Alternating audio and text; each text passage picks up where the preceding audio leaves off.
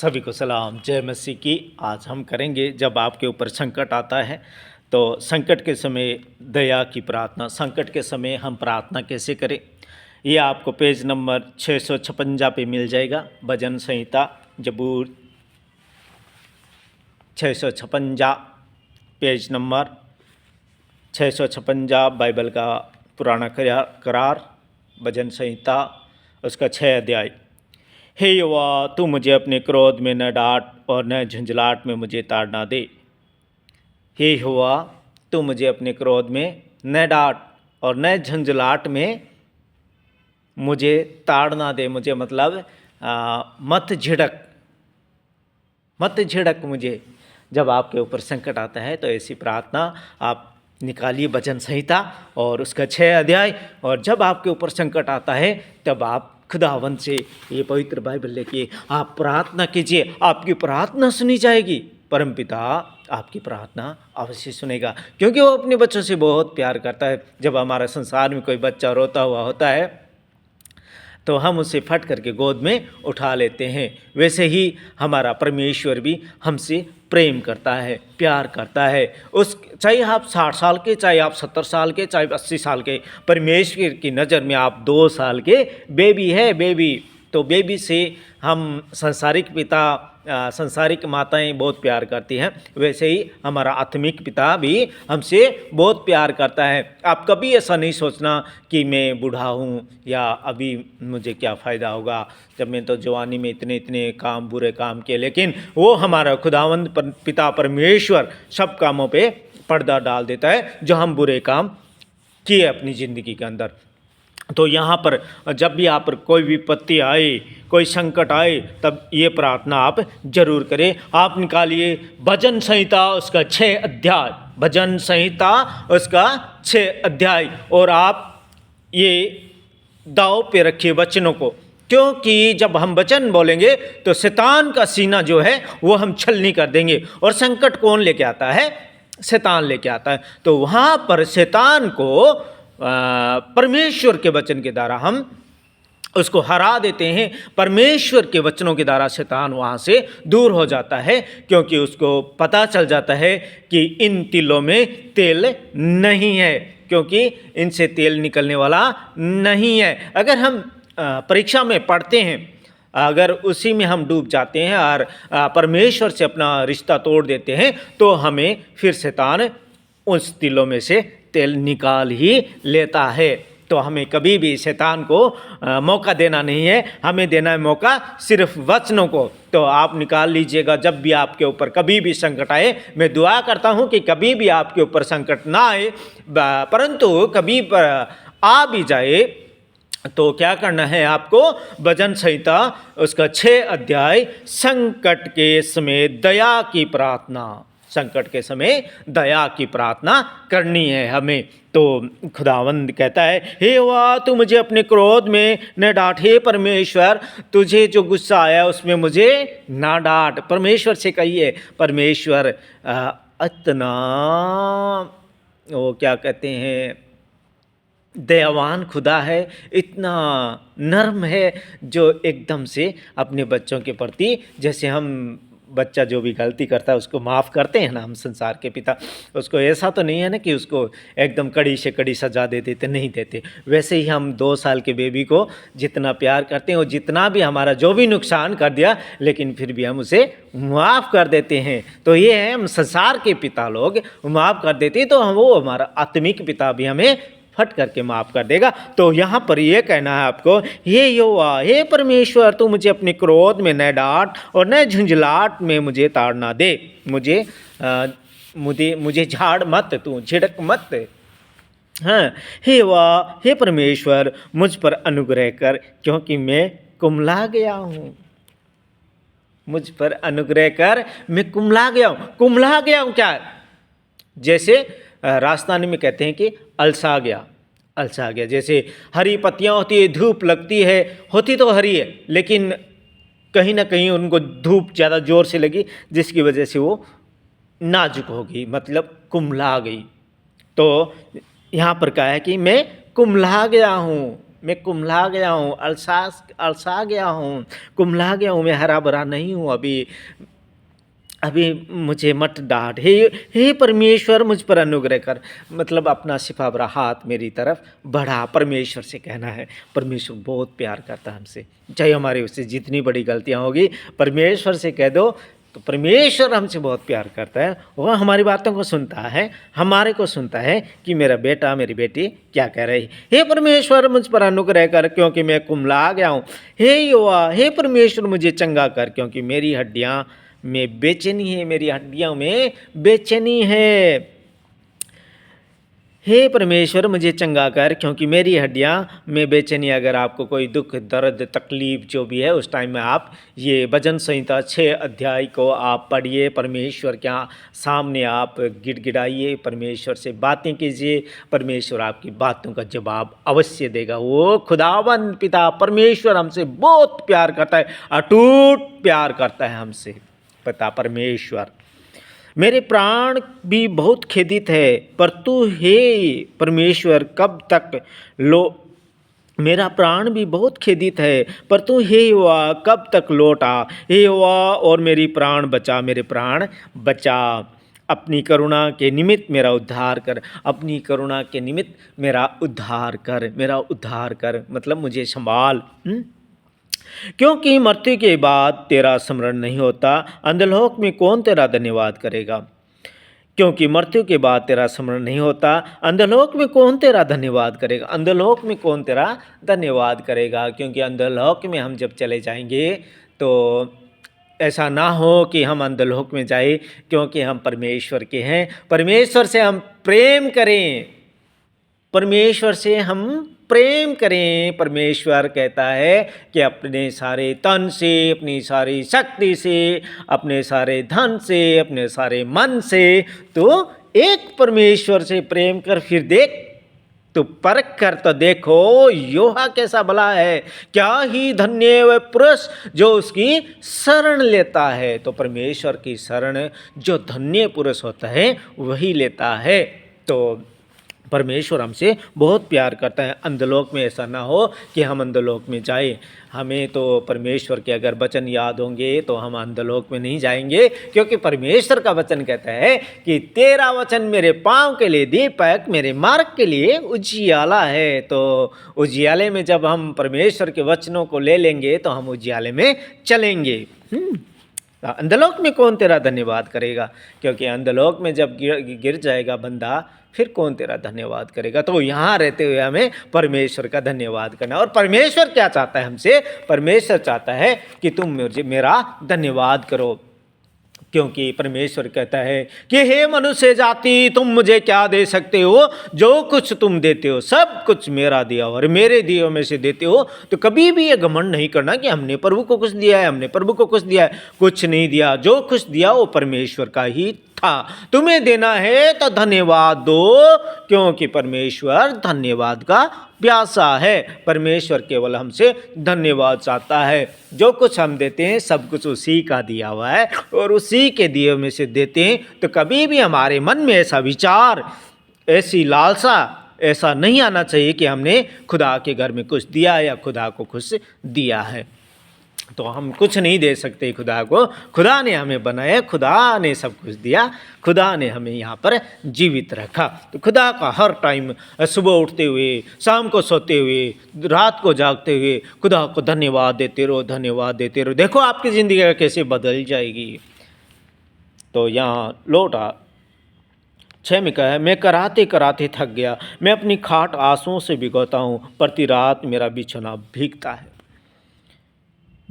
मैं कराते कराते थक गया, मैं अपनी खाट आंसुओं में भिगोता हूँ, प्रति रात मेरा बिछौना भीगता है। प्रति रात मेरा बिछौना भीगता है। ये कौन कर रहा है?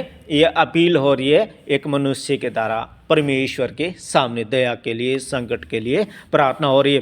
तो मैंने मेरे पिछले वचनों में मैंने कहा था कि हमारे जो नौजवान भाई लोग हैं, बहनें हैं, वो ऐसा सोचती है कि अभी हमारी एज ही क्या हुई है, अभी हमारी 20 ईयर्स एज हुई है, अभी हम थोड़े ही बचनों में लग जाएंगे या खुदा के काम में थोड़े ही लग जाएंगे, अभी तो हमें ऐश और आराम से ज़िंदगी जीनी है, ज़िंदगी आगे बहुत पड़ी है। क्योंकि जब 40 से 50, 45, 50, 60 साल के हो जाएंगे, उसके बाद में हमें करना क्या है, हमें तो बिछौनों में, हमें तो अपने बिस्तर में क्या करना है, खुदा के पवित्र शास्त्र को ही पढ़ना है और हमें परमेश्वर को ही पुकारना है। तो अभी हम ऐश और आराम से अपनी ज़िंदगी को काटते हैं, लेकिन ये रॉन्ग डिसीजन है आपका। ऐसा आपको कभी ऐसा विचार, नेगेटिव थॉट अंदर आपके आनी नहीं चाहिए, क्योंकि आप चाहे 8 साल के, चाहे 10 साल के, आप परमेश्वर को धन्यवाद देते रहे, परमेश्वर के वचनों को याद करते रहे, ताकि वो एक फलवंत वृक्ष बन जाए, जो आने वाले टाइम में आपको उसके फल खाने के लिए स्वर्ग में मिले।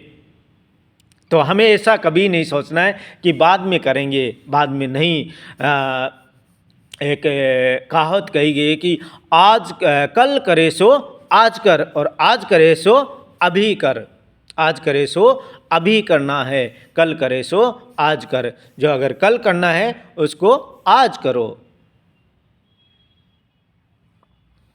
और आज करे सो अभी करना है। तो परमेश्वर के साथ हमें एनी टाइम बने रहना है, परमेश्वर से बातें करनी है, परमेश्वर को ही अपना जानना, और सब कुछ महत्व है परमेश्वर को देना है। तो यहाँ पर है संकट के समय दया की प्रार्थना, संकट के समय दया की प्रार्थना।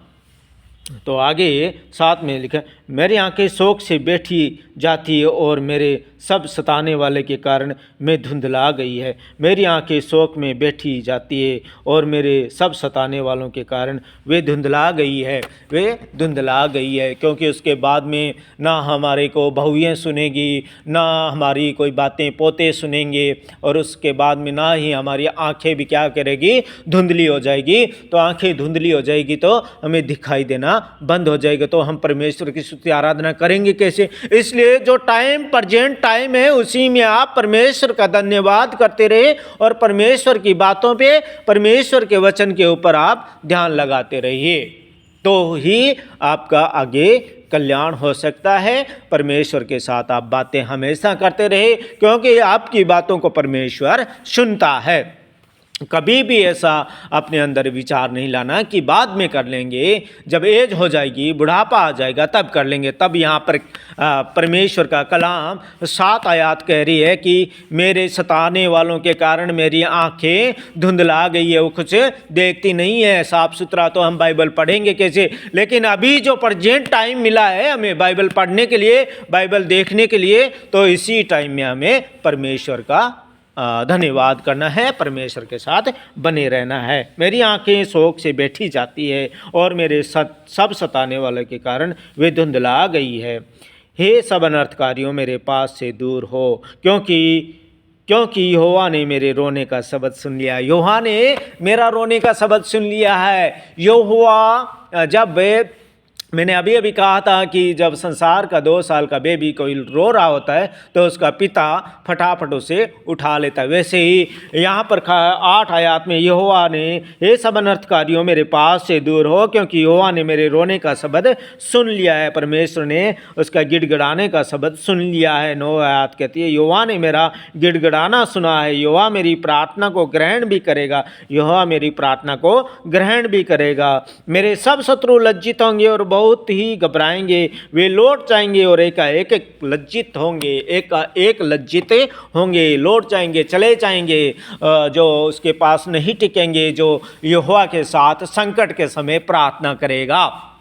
तो जब भी आपके ऊपर संकट आए तो आप भजन संहिता 6 अध्याय निकाल लीजिए और खुदा से दुआ कीजिए। खुदावंद आपकी सुनेगा, परमेश्वर आपकी सुनेगा, क्योंकि आप परमेश्वर के बच्चे हैं, परमेश्वर के हम सब बच्चे हैं। परमेश्वर हमसे प्यार करना चाहता है, परमेश्वर हमें बुलाना चाहता है। परमेश्वर के पास आइए, परमेश्वर के पास दौड़े चले आइए। परमेश्वर आपका गिड़गिड़ाना सुनेगा, प्रार्थना सुनेगा, परमेश्वर आपको उत्तर देगा। तो ये परमेश्वर का जिंदा बख्श कलाम आपके साथ आज साझा किया गया।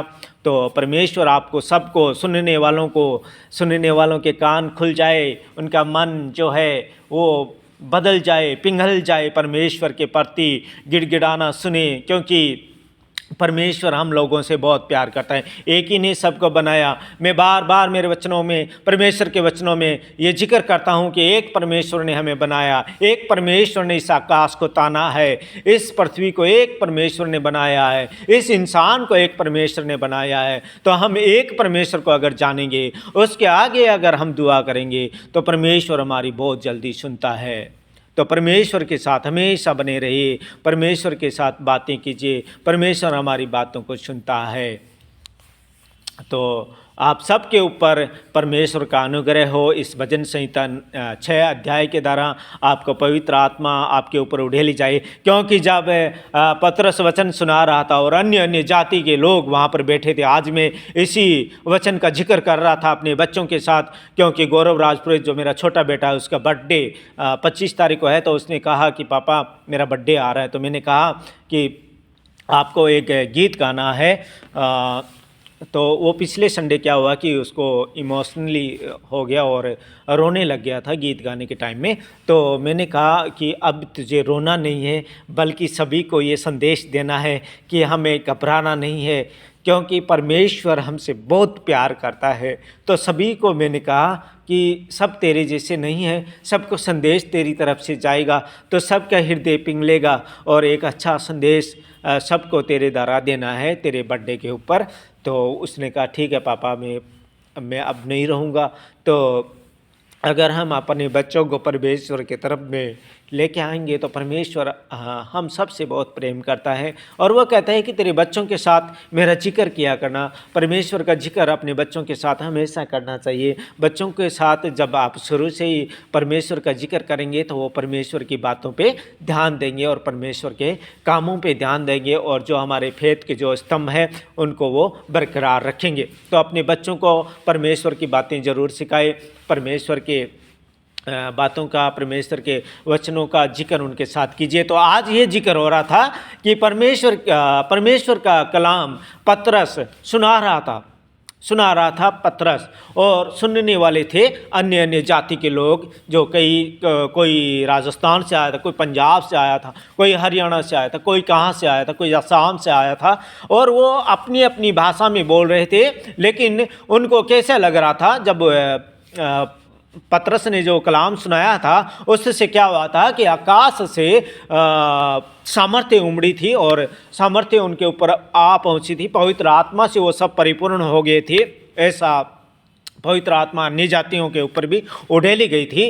तो वो अन्य अन्य भाषा बोलने लगे थे और पिता की बड़ाई करने लगे थे। तो पतरस ने वहाँ पर कहा, क्या कोई जल के सोते को रोक सकता है? जो परमेश्वर की तरफ से जो झरोका खोला गया, क्या वो ऐसा हो सकता है कि इसको दिया जाए, इसको नहीं दिया जाए? क्योंकि परमेश्वर की बनाई हुई मानव जाति को उसने क्या किया था कि सब पवित्र आत्मा से परिपूर्ण हो गए थे और वो अन्य अन्य भाषा बोलने लगे थे और पिता की बड़ाई करने लगे थे, एक परमेश्वर की बड़ाई करने लगे थे। जो परमेश्वर को नहीं जानते थे, वो परमेश्वर की बड़ाई वहाँ पर कर रहे थे। तो पतरस ने कहा कि इन्हें पिता और पुत्र पवित्र आत्मा के नाम से इन्हें बपतिस्मा दिया जाए। तो पतरस ने कहा कोई जल के सोते को रोक नहीं सकता। अगर हम रोकने की कोशिश भी करें तो नहीं रुक सकता। आज अन्य जाति लोग हमारे ऊपर जितना भी रोकने की कोशिश या प्रयास करें, लेकिन हम उनसे बहुत आगे जा चुके हैं, क्योंकि परमेश्वर ने हमारा हाथ पकड़ लिया और जो गड्ढे में हम डूबे हुए थे उससे हमें निकाल लिया। तो अब जो गड्ढे में पड़े हुए लोग हैं, वो अगर हमें आवाज़ मारे कि आ जाओ गड्ढे के अंदर आ जाओ, गड्ढे के अंदर आ जाओ, तो हम वहाँ पर जाने वाले नहीं हैं, क्योंकि परमेश्वर ने हमें उस गड्ढे से निकालकर आज़ाद कर दिया है। तो हमारा परमेश्वर हमें आज़ाद करता है। तो आपके ऊपर जब कभी भी संकट आए, तो परमेश्वर का वचन, भजन संहिता उसका 6 अध्याय आप पढ़ के और परमेश्वर से दुआ कीजिए। परमेश्वर आपका गिड़गड़ाना सुन लेगा और पवित्र आत्मा आपके ऊपर में आ जाएगी। आपका जो मन है वो पिघल जाएगा और आपके जो कान है वो सुनने लग जाएंगे और आपकी आंखें देखने लग जाएगी एक परमेश्वर को। जब आपके जो सामर्थ्य के काम जो आप परमेश्वर से मांगना चाह रहे हैं, उस टाइम परमेश्वर आपको सुन लेगा। और यहाँ पर जिक्र किया गया है कि मेरी हड्डियाँ कहरा रही है, मेरी हड्डियाँ मतलब ज़ोर ज़ोर से दुख रही है। बिस्तर के अंदर में पड़ा हुआ इंसान वहाँ पे कह रहा है, तो वो हड्डियाँ, हमारा ऐसा ना हो कि वो हमारा ये दिन आ पहुँचे और हम खुदा से दूर रहें। तो खुदा के पास आपको नज़दीक आना है, खुदा से आपको बातें करनी है, खुदा से आपको प्यार और मोहब्बत करना है।